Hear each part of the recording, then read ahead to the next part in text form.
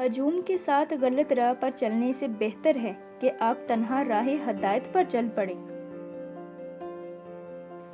بعض اوقات ہم جن لوگوں کو بہت زیادہ اہمیت دے دیتے ہیں تو ان کے نزدیک آپ کی کوئی اہمیت نہیں رہتی۔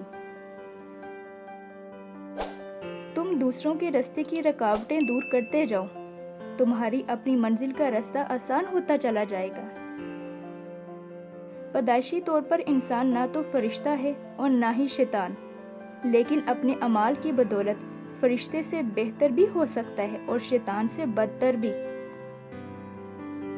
اکثر اوقات اللہ آپ سے آپ کی پسندیدہ چیزیں یا شخصیات اس لیے دور کر دیتا ہے تاکہ صرف آپ اور اللہ رہ جائیں۔ لوگوں کو اس بات سے غرض نہیں کہ آپ خوش ہیں یا نہیں، انہیں فرق اس بات سے پڑتا ہے کہ آپ انہیں خوش رکھتے ہیں یا نہیں۔ جھوٹ کا بھی ایک ذائقہ ہوتا ہے، خود بولو تو میٹھا لگتا ہے، کوئی دوسرا بولے تو کڑوا۔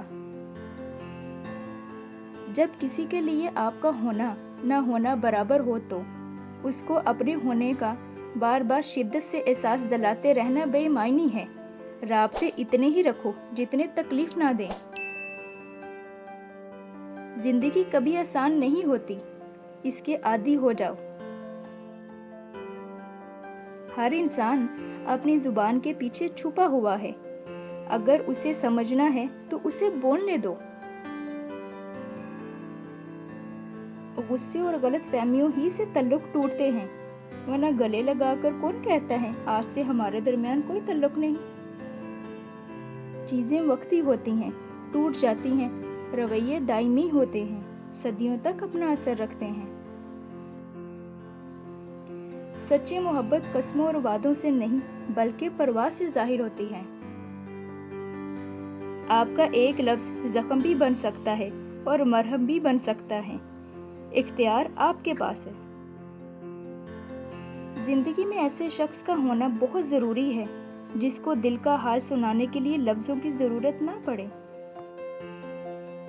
وقت، موسم اور لوگ سب کی ایک سی فطرت ہوتی ہے، کب کون کہاں بدل جائے پتہ نہیں چلتا۔